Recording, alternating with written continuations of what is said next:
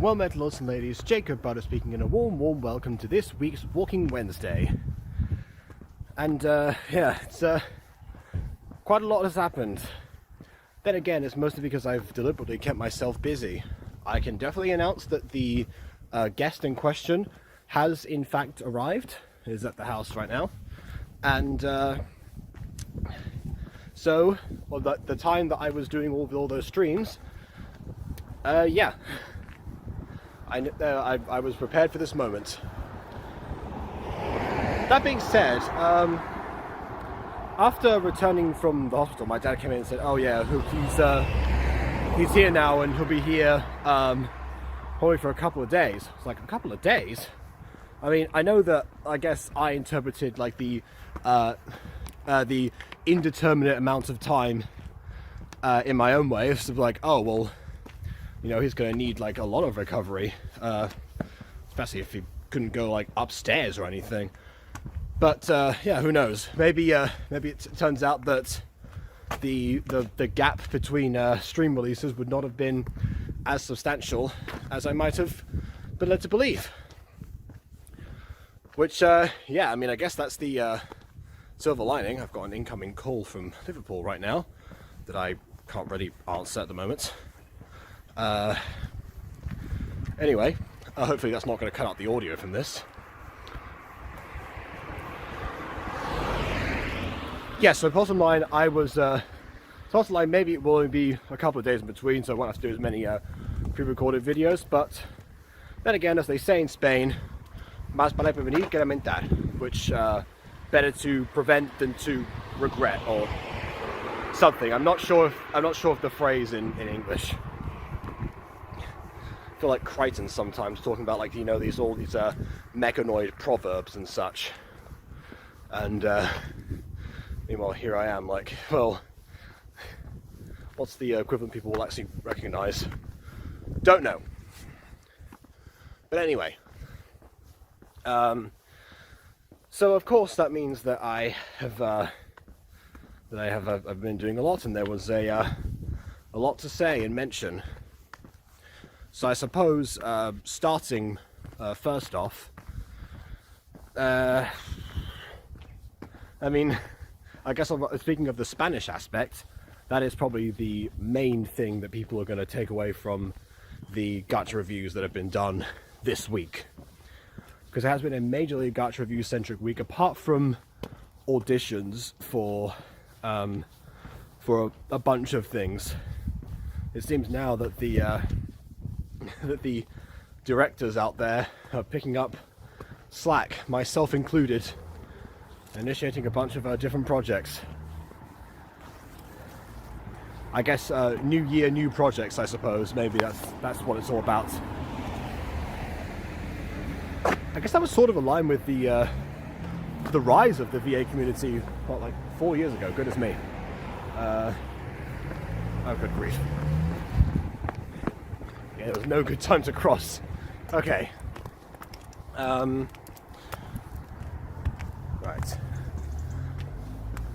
Yeah, so I guess that sort of coincides with that rise, because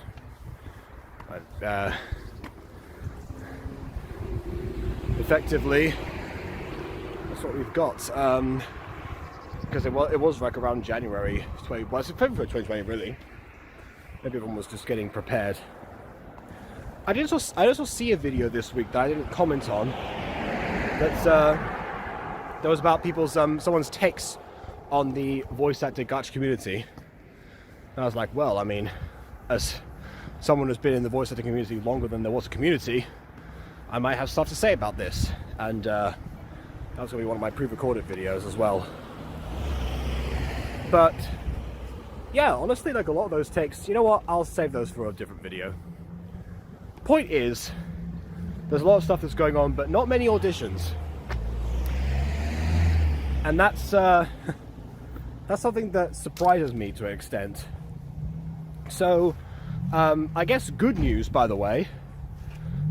Johnny's second channel, and the one that he made after the first one got terminated, has been returned.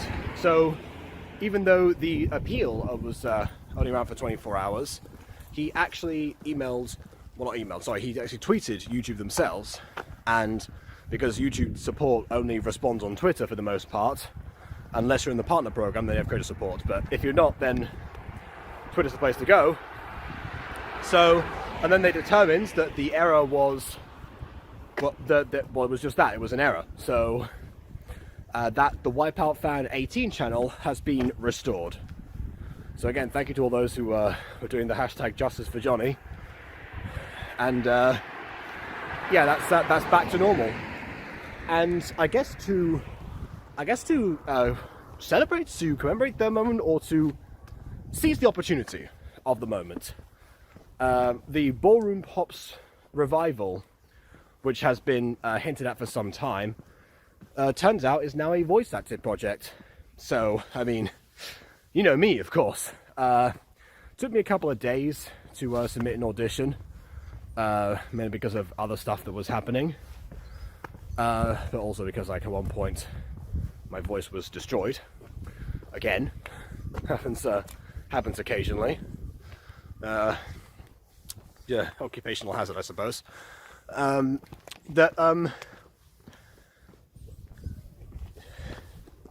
He's returned, and there's now posted. I've now posted that audition. Then again, a lot of them like immediately came through. I had to at Johnny, had to ping him on Discord because he didn't have a section to submit the auditions. He just said auditions are open and then didn't really post them anywhere.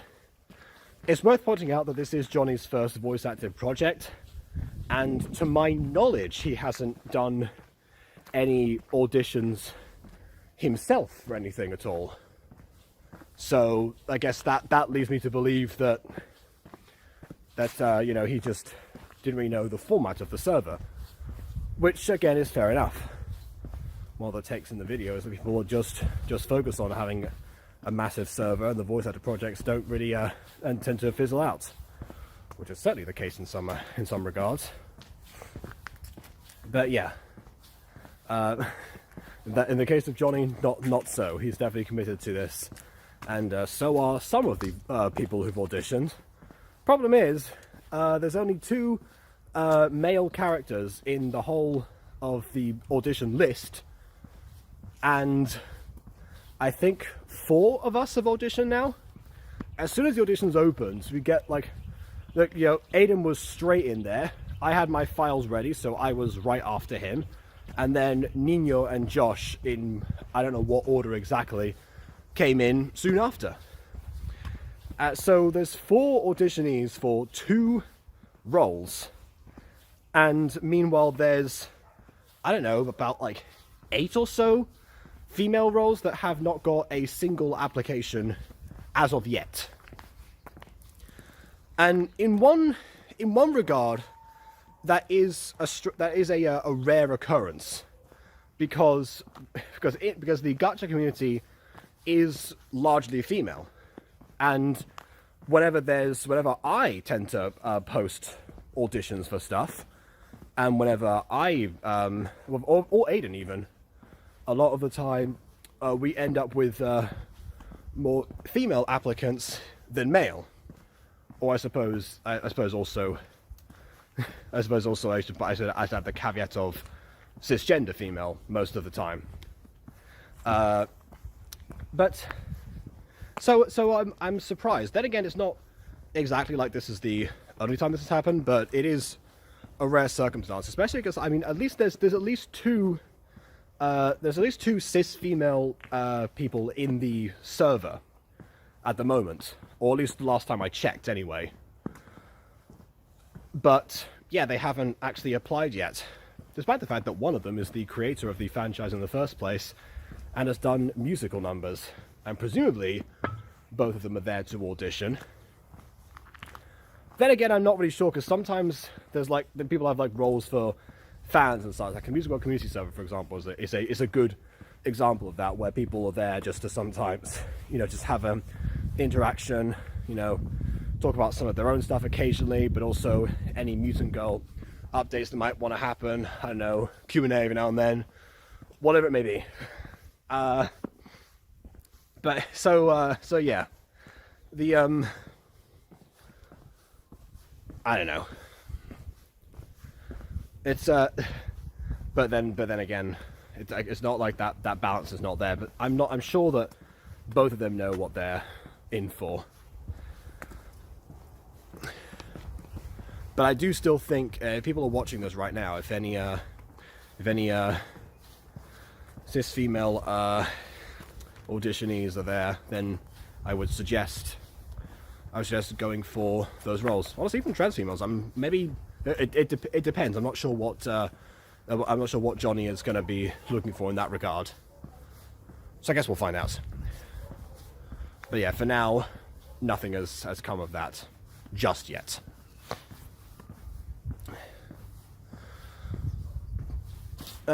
Anyway, and also you're more likely to land a role than any of the four of us, because, I mean, naturally, we're kind of overbooked in that regard.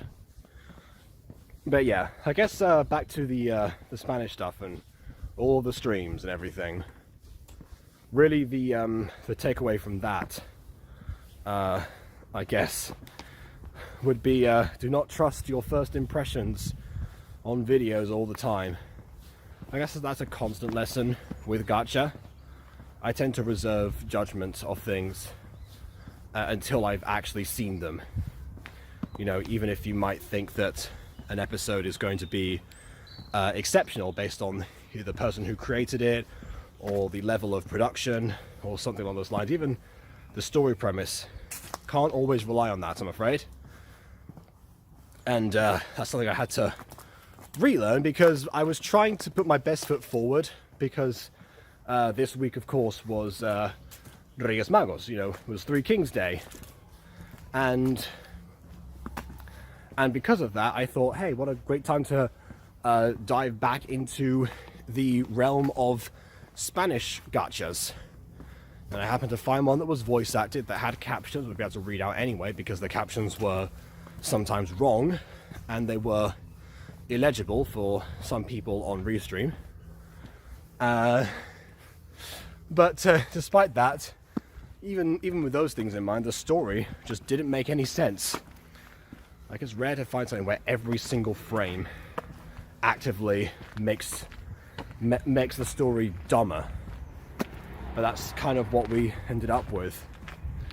So again, another situation was like the Cupid's Love with the Alpha, where we're working on doing some rewrites.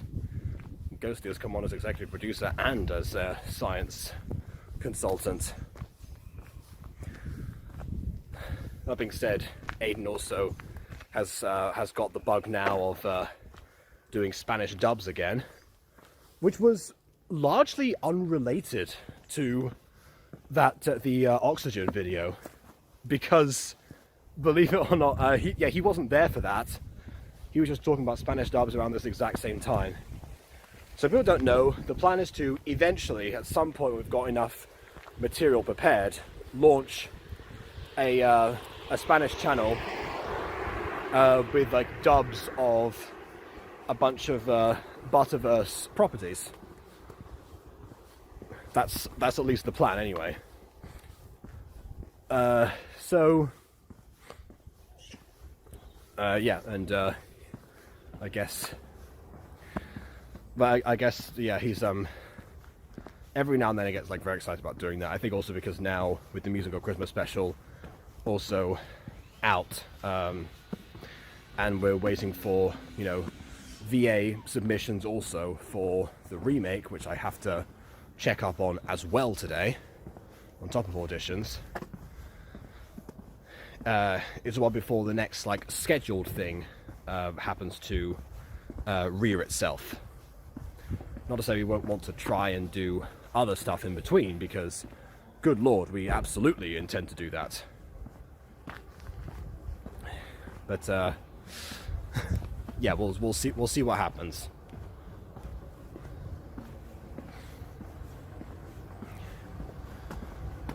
And I guess I should mention the Gacha Life 2 update as well, because I tend to avoid the topic on streams unless someone brings it up specifically.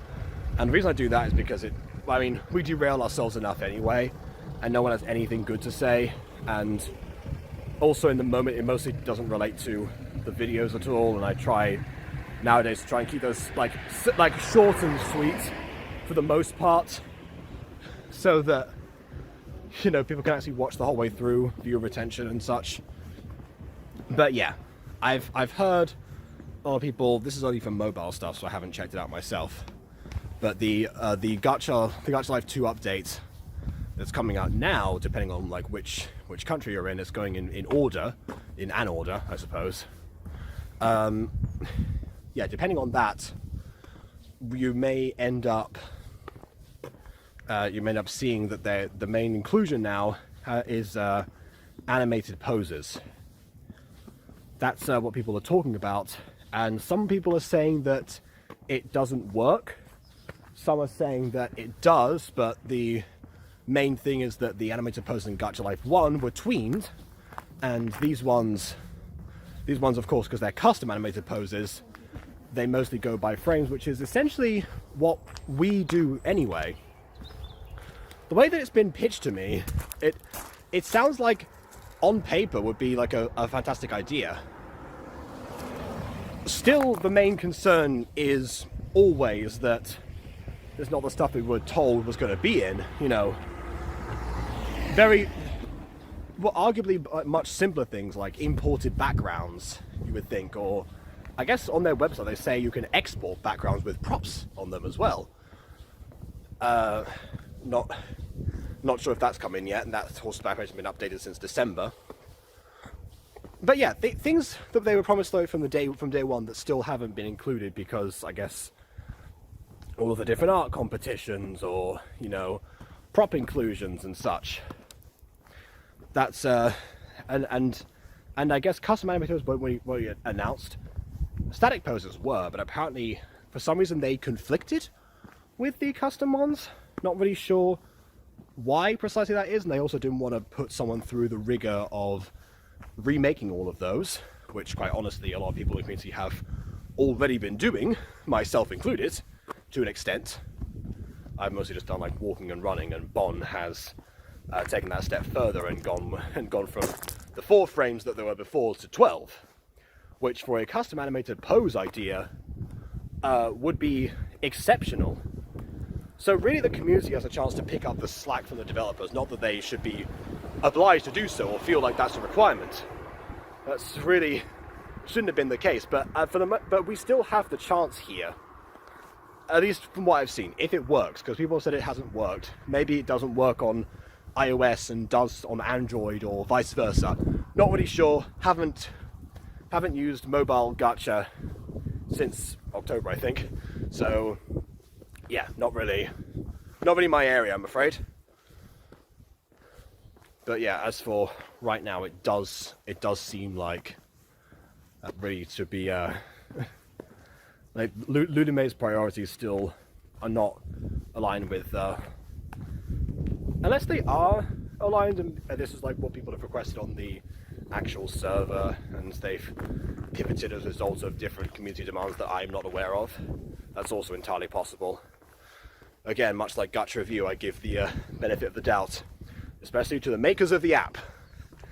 So that's really all I have to say about that. That also came up this week. But yeah, because of that, Aiden has debated whether or not to evolve onto to move the stuff that he does onto Gacha Life 2, apart from Mrs. Dysart. Maybe Mrs. Dysart he is now saying is going to stay on Gacha Life 2, and for my part, People Above is of course going to stay there too, because that was the entire point. But yeah, stuff like Fallen Angels probably is not going to move, at least unless there's some time comes where it becomes viable.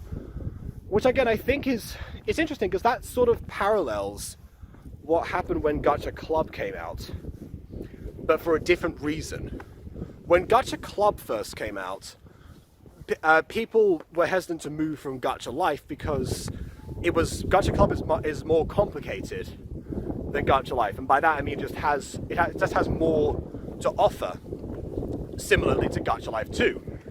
But yeah, with Gacha Club, the thing was, the interface was very different. A lot of what was done automatically was customizable now. Like there was no longer like the angry eyebrows, for example. You had to rotate the straightened ones, which allows for different levels of anger, different intensities. So again, that was a change that people needed to grow accustomed to, and also because of that, YouTube searches still promoted Gacha Life videos a lot more, at least from what I heard sometime in the middle of this. People stuck on Gacha Life partly because of the fact that it was more searchable. More people had heard of the community outside of that community and knew about Gacha Life because that was when it made its big surge. There's also the fact that the update involving take away the option to have like clothing of the same colored skin to your character, and therefore appear to not be wearing like a shirt or anything else. It was that was still included in certain versions of Gacha Life 1. And I guess now with the customizable color slider, I haven't tested this out for myself, but you would think that the slider would allow for that anyway on this version. I don't know. So, yeah. I guess when it comes time to remake the episode 8 of Mutant Girl, and if Gacha Life 2 is still the most recent gacha app at the time, I guess I will figure that out. But for now, I guess it remains to be seen.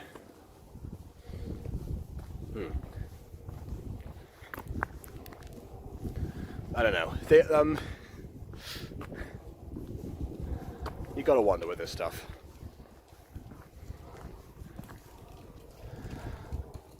But yeah, back to what I was saying. So that's why, from that aspect, now because Gacha Club has been the most recent gacha app for the longest time, if you understand what I mean by that. It is now within like the makers of the creators. Now that's the status quo, and Gacha Life 2 is not pulling its weight because it's constantly seems to be stuck in a persistent beta mode. Now is replacing what Gacha Club used to be like, which to me says that we will eventually reach a point where Gacha Life 2 becomes the status quo again. Well, not again, becomes status quo for the first time as more people tend to use that and the app continues to improve. Assuming it does, of course. The thing is that Gacha Life 2 also still has the pressure of all these different apps that are coming out.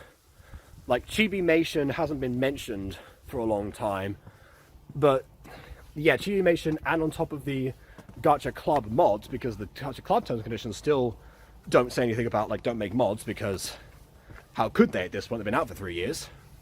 So they still have the threat of competition.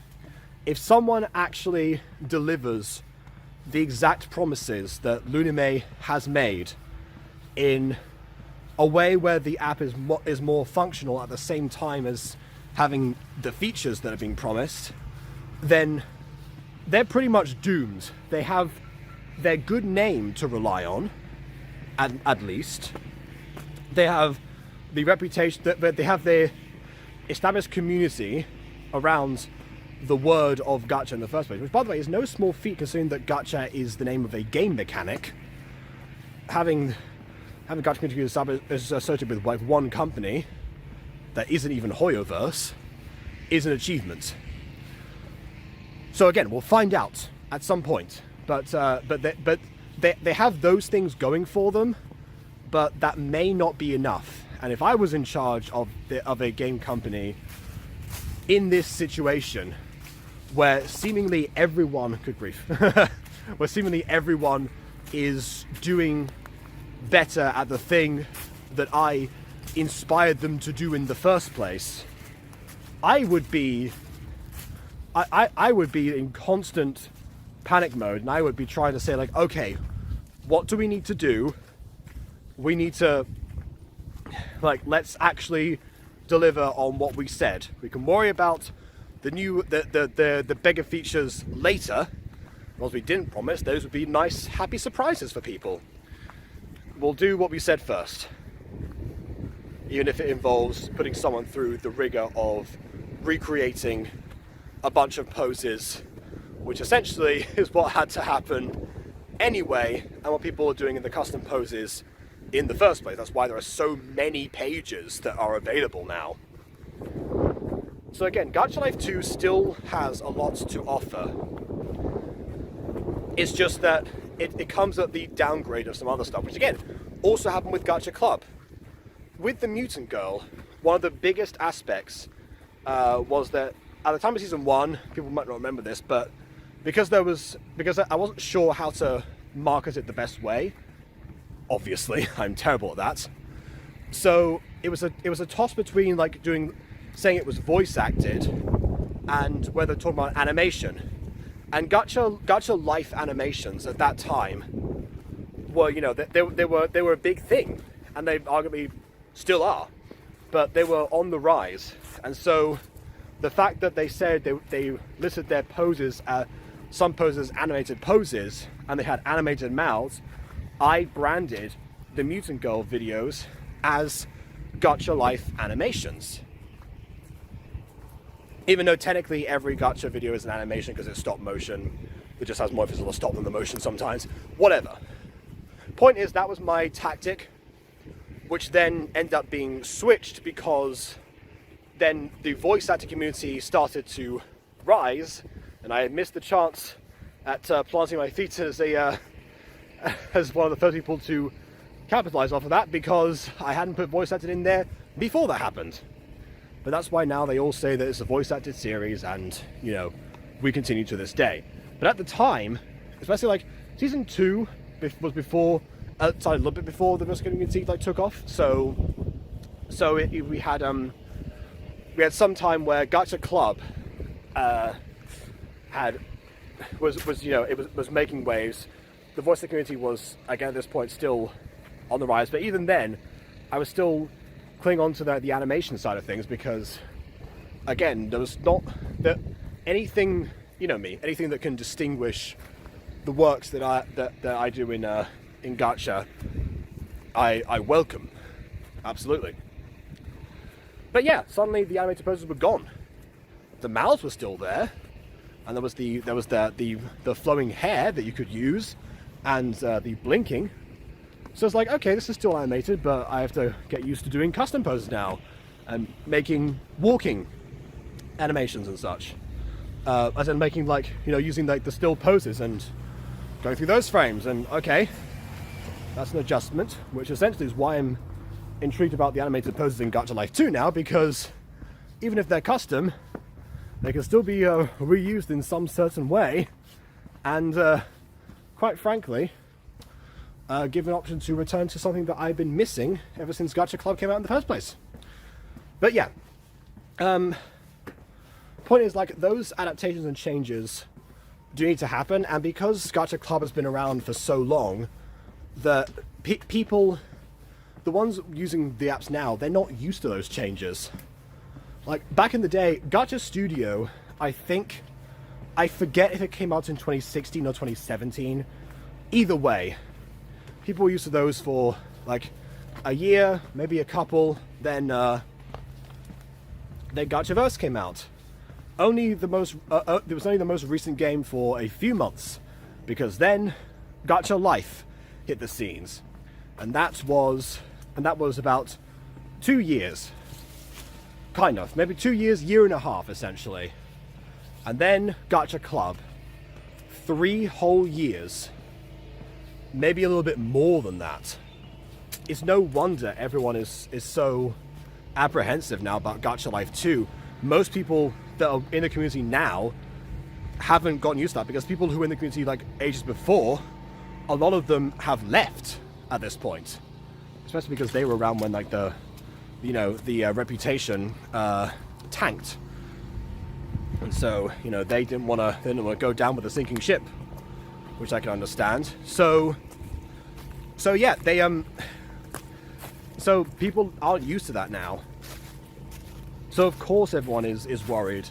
Lumia are not helping things, don't get me wrong, they're not helping the situation at all. But yeah, this is just the circumstance for everyone that was long overdue, because that's how the competition seems to actually go. And if they're going to continue to make new gacha games and have that stat instead of updating the old ones, then maybe this is the way that that we'll end up having to see more of these things, because we're overdue for them in the first place. I love I said I didn't have much to say about that, and then I went on for like 10 minutes about this one topic. I was also going to talk about like the Goodbye Internet video that hit the YouTube waves with yesterday, because I also glossed over that during the last stream. People don't know, MatPat has decided to step down gradually as the host of the theory channels, you know, Game Theory, Film Theory, Food Theory, Style Theory, in favor of keeping the format of them. The channels will persist, but will continue, but he will no longer be the face and voice. He's got other projects in mind and so he's still there in the company itself, but he's going to take a step back, you know, spend more time with his son and his wife, and also just do some other things, you know, and not have to suffer through the rigors of the schedule that he made for himself, even if it was self-inflicted. So a bittersweet moment, to say the least, and absolutely going to be a huge change. But hey, I'm kind of intrigued. The one thing he doesn't go over is the fact that on a different stream, BB and KW, one of them or both, I know BB mentioned something, but I think they both pointed out that like a lot of the research that doesn't feel as substantiated anymore. I mean, MatPat has had some blunders of theories in the past, but to the level where the criticism's coming in now, it seems like that was an omen. And of course, we didn't check the credits in the videos, so we didn't notice that the writers, there's like other people credited as theory writers in the first place. There's a lot of those words were not even MatPat to begin with. He was the consultant on the script, so he has writer credit too, but that was the difference. So the concern that I hope that MatPat's at least aware of is that, at least on the game theory side of things, I'm not sure about the other theories, but it seems like on the game theory side, a lot of the criticism now is based on like how the research is conducted and how it's not as thorough as it used to be, which may be a sign of like having to train up the staff in the first place and they're getting used to the idea, but also means that if a new host comes in, people's ideas are kind of going to be like vindicated, that they've realized like, oh yeah, we knew there was a problem, and it'll continue to be a problem. And so I think the guy's name is Tom on Game Theory. So Tom might not get the warm reception that is anticipated. By all means, all 4 hosts are going to have some time where they'll be where they'll be criticized and demeaned and all that stuff. I mean, think about. I mean, people. No one watching this right now is probably going to remember this. But when Dan Avidan first joined Game Grumps after JonTron left, that was kind of what happened. I think Aaron said to Dan that for a few months Dan would be the most hated man on the internet. And of course, you know, look at Game Grumps now. You know, the JonTron era is a mere blip in the past. So people don't really tend to think about that anymore. Dan is so firmly cemented. So there will be a transitional period, but it's probably not going to be... It's going to be exacerbated, at least on the game theory side, by the complaints that have happened already and the validation of those complaints out of thin air. But hey, that's just a theory, so yeah, I could be wrong. You never know. I hope I'm wrong. I hope I am wrong about my game theory to do with game theory. Well, I guess it's YouTube, so it's a film theory, whatever. You get the point. So that's all I have to say about those things. I could talk about like every other stream that happened this week. I suppose I mentioned the Christmas play too, which was again I was hoping would be a huge surprise, because I was looking forward to another Christmas themed thing on the level of Histain, but yeah, I guess again, don't go by the actual appearances. I've been hyping myself up about a lot of streams that have happened this particular week, which is sort of like antithetical to what I should be doing. I mean, most of the time, a lot of YouTubers, except MatPat actually, tend to relax during January a lot more. That tends to be when most people go on breaks because the ad revenue is not as good, and which is of course because people aren't usually as around or such. So I mean, it's after the Christmas season, so the ads aren't paying out. So yeah, it really does depend, but yeah, I wanted to make sure people actually had content, because the thing is also, they go on breaks, but they also like put out other stuff that might not have as much of relevance or something. So yeah, I'm going to try a few things, see how they actually land with people, and yeah, then maybe go back to some more edited and pre-recorded things that I can show off that I've been wanting to do for some time. Or not, because again, the guest might be only here for a couple of days, as I found out today, so not really sure how that's going to go down. I will also mention particularly, I guess, Flowerpot 1300, because I reviewed 2 videos by her, and then one just before. So I guess the pendulum should probably swing back in the other direction. Is there any more Johnny stuff I haven't covered? Maybe not by this point. Oh, that's another thing. I should reconstruct the missing Ballroom Pops episodes 6 and 7 for Johnny, because I have access to them. Maybe I'll hopefully try and re-edit them in some way, because it seems like he at least regrets not having that. Maybe it's not the capability to edit those, and I've been overhyping that. But yeah, so in the end, a lot of stuff to talk about, and I surprised myself in both aspects of how much I had to say about all these different topics. I'm so used to letting everyone else have rants that I forget that I have an entire format on the channel that is specifically for this kind of thing. I guess if I ever decide to step down from my YouTube channel, I can just hand over Walking Wednesday to somebody else who wants to rant about stuff for a long time and is not worried about the audience getting bored. That's not going to happen for some time, though. I have no intention of going anywhere.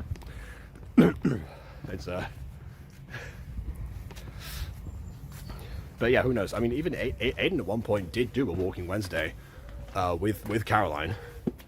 They were going to send it to me, but then they never actually. They just posted it on Aiden's channel, I think. But hey, there you go. That might be the future of YouTube channels, honestly. As a lot of people, MatPat mentioned, a lot of creators are quitting. But MatPat has the advantage of having a format, and so therefore other people can step in much more easily. So I guess, but the other thing to consider, I suppose, would be that the impending arrival of somebody else on this hallway that I can't dodge much further up ahead.